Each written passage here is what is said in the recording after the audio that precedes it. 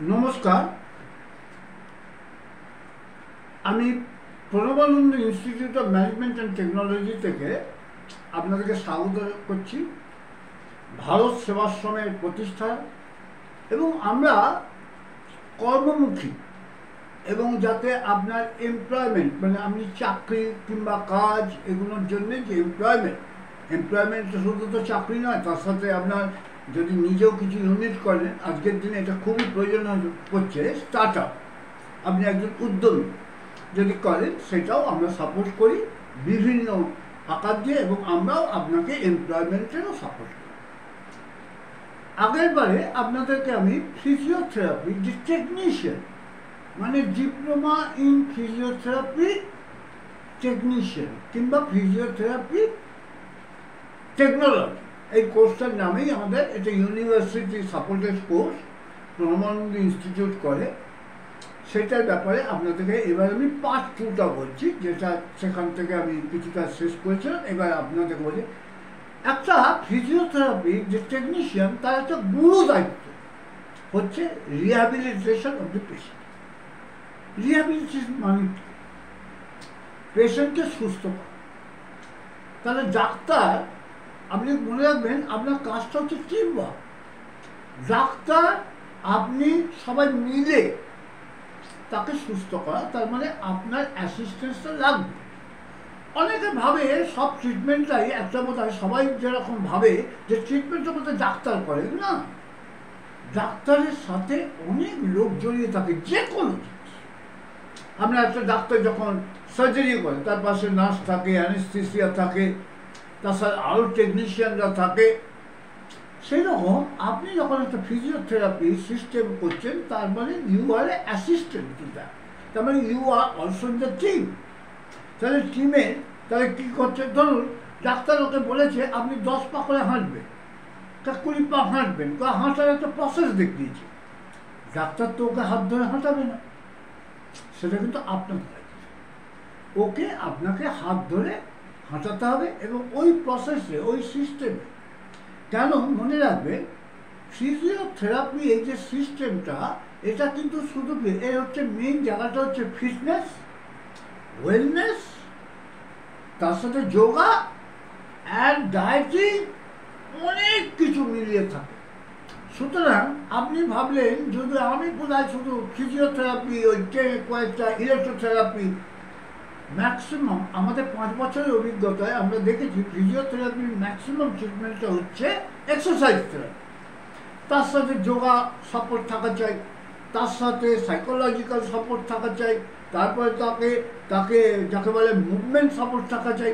Even pen therapy যখন করতে হয় তার সাথে হচ্ছে আপনার বিভিন্ন যাকে বলা হয় আপনার ফিটনেস কিছু কিছু আছে, সেই ফিটনেস জিমগুলো, রিহ্যাবিলিটেশন জিমগুলোকে করতে হয়। বয়স্ক লোকেদের তো ভীষণভাবে লাগে, কম বাচ্চাদের লাগে। তাহলে এই যে ওয়াকিং এড, মোবিলিটি ডিভাইস, মানে হয়তো চলতে চলতে তার অনেক রকম হাঁপের টান থাকতে পারে, তাহলে আপনাকে ইনহেলার অমুক তমুক এইগুলোকে সময় মতন ব্যবহার করতে হবে। তার মানে you are assistant, you are the technician. তারপর support rehabilitation of the orthopedic and neuro.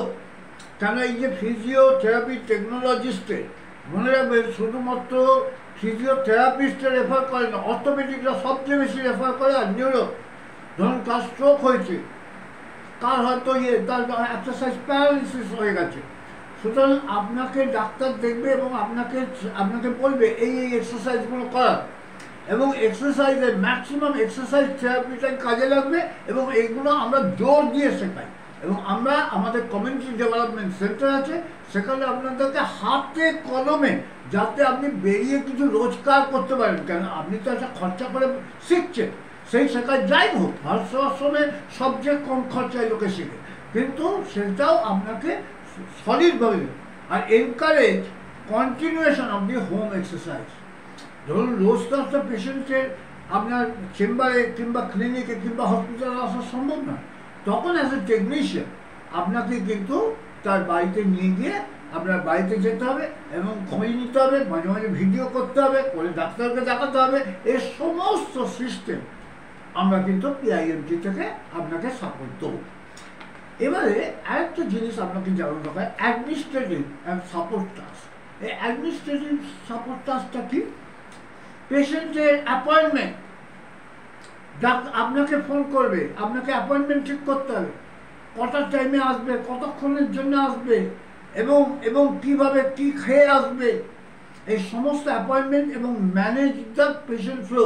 ধরুন একদিনে আপনি 25 জনকে ডেকে দিলেন, ডাক্তারও তো সময় নেই, পরে 4-5 জনের দেখতে পেল না, তাতে কী হবে?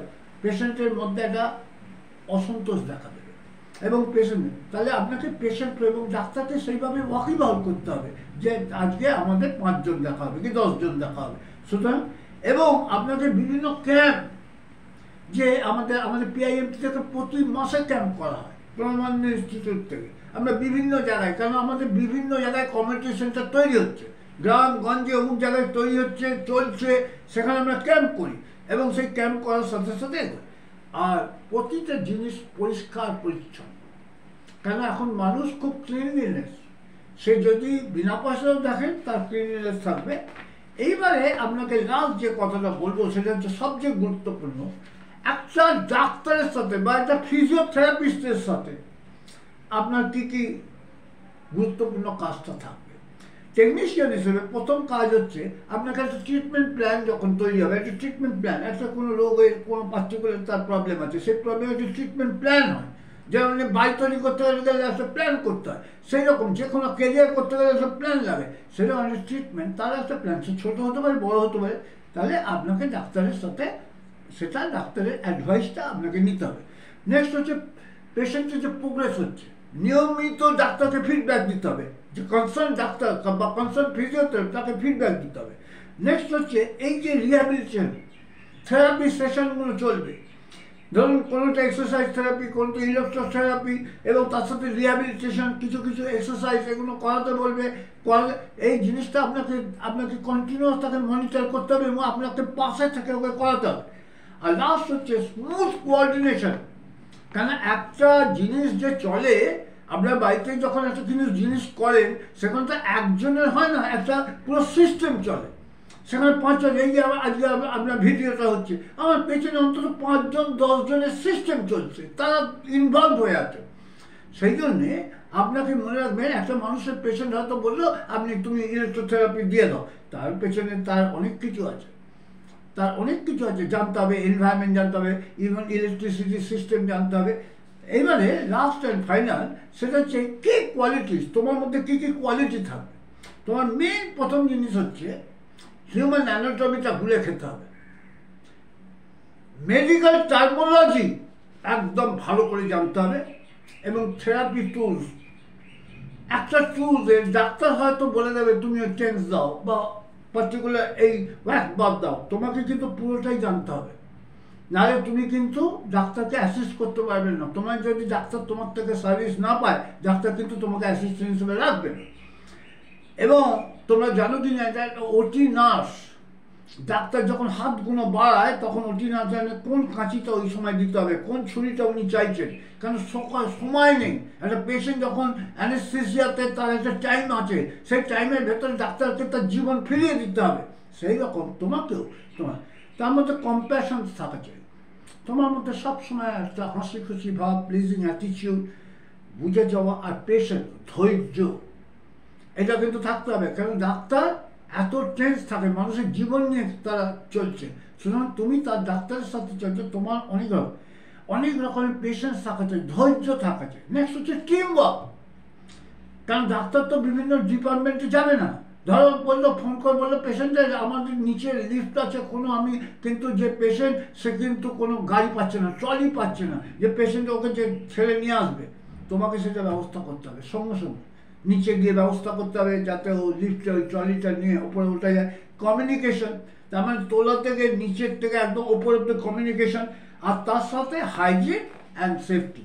তাহলে আজকে তুমি যদি ভাবো যে একটা টেকনিশিয়ান হিসেবে আমি বোধহয় খুব কলার না, technician is a very very important role.